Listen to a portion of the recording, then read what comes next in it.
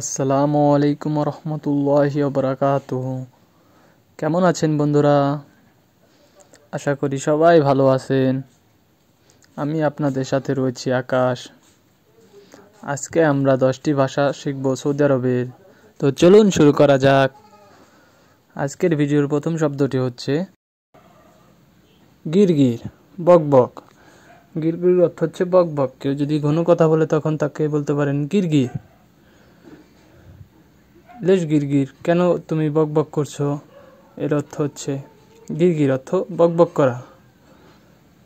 2 নম্বর শব্দটি হচ্ছে মুখ মাফি, অর্থ হচ্ছে বুদ্ধি নেই। কারো যদি বুদ্ধি না থাকে তখন তাকে বলতে পারেন মুখ মাফি, অর্থ হচ্ছে বুদ্ধি নেই। আবার বলুন আমার সাথে, বারবার বললে মুখের জড়তাটা কেটে যাবে। মুখ মাফি অর্থ হচ্ছে বুদ্ধি নেই। 3 নম্বর শব্দটি হচ্ছে হুমার, অর্থ হচ্ছে গাধা। কাউকে যদি গাধা বলতে চান আরবিতে তখন বলতে হবে হুমার। আবার আমার সাথে বলুন হুমার। হুমার অর্থ হচ্ছে গাধা। আবার বলুন হুমার। হুমার শব্দের অর্থটি হচ্ছে গাধা। 4 নম্বর শব্দটি হচ্ছে আলিবাবা। আলিবাবা অর্থ হচ্ছে ফাঁকিবাজ বা কাচ্চোর। কেউ যদি কাজ চুরি করে তখন তাকে বলতে পারেন আলিবাবা, অর্থ হচ্ছে ফাঁকিবাজ বা কাচ্চোর। আবার বলুন আমার সাথে, আলিবাবা অর্থ হচ্ছে ফাঁকিবাজ বা কাচ্চোর। আবার বলুন আমার সাথে, আলিবাবা অর্থ ফাঁকিবাজ বা কাচ্চোর। 5 নম্বর শব্দটি হচ্ছে তাবান হুয়া, সে দুর্বল। কেউ যদি দুর্বল হয়ে থাকে তাকে দেখানো সময় বলতে পারেন আরবিটা তাবান হুয়া, অর্থ হচ্ছে সে দুর্বল। আবার আমার সাথে বলুন তাবান হুয়া, অর্থ হচ্ছে সে দুর্বল। আবার বলুন তাবান হুয়া, অর্থ হচ্ছে সে দুর্বল। তো এই চ্যানেলে নিয়মিত ভিডিও ছাড়া হয়, তো আপনারা যদি দেখেন ভিডিওগুলি তাহলে খুবই উপকৃত হবেন। আর যারা আমার চ্যানেলে নতুন তারা অবশ্যই সাবস্ক্রাইব করে রাখবেন। সাবস্ক্রাইব করে রাখলে নতুন নতুন ভিডিওর নোটিফিকেশন চলে যাবে। এখানে 6 নম্বর শব্দটি হচ্ছে রাস খারবান, অর্থ হচ্ছে মাথা খারাপ।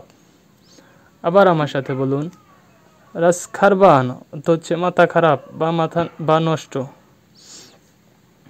কারো যদি মাথা খারাপ বা নষ্ট হয় তখন তাকে এইভাবে বলতে পারেন রাস খারবান, অর্থ হচ্ছে মাথা খারাপ বা নষ্ট।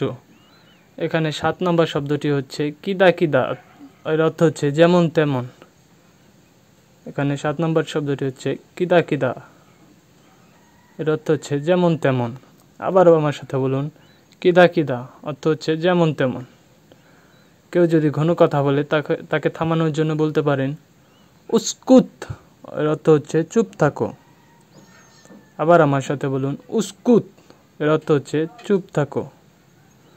আবারও আমার সাথে বলুন উস্কুত, এর অর্থ হচ্ছে চুপ থাকো। এখানে 9 নম্বর শব্দ হচ্ছে ওয়াল্লাহ, এর অর্থ হচ্ছে সত্যি বা আল্লাহর কসম। কেউ যদি ওয়াল্লাহ বলে এর অর্থ বুঝবেন সত্যি বা আল্লাহর কসম। আবার আমার সাথে বলুন ওয়াল্লাহ, এর অর্থ হচ্ছে সত্যি বা আল্লাহর কসম। 10 নম্বর শব্দটি হচ্ছে মাসসালাম মা, এর অর্থ হচ্ছে বিদায়। মাসসালামা, এর অর্থ হচ্ছে বিদায়। আবার বলুন আমার সাথে মাসসালামা, এর অর্থ হচ্ছে বিদায়। আজকের মতো এই পর্যন্তই, দেখা হবে অন্য ভিডিওতে। আল্লাহ হাফেজ। নামাজ পড়ুন, নামাজ বেহেশতের চাবি।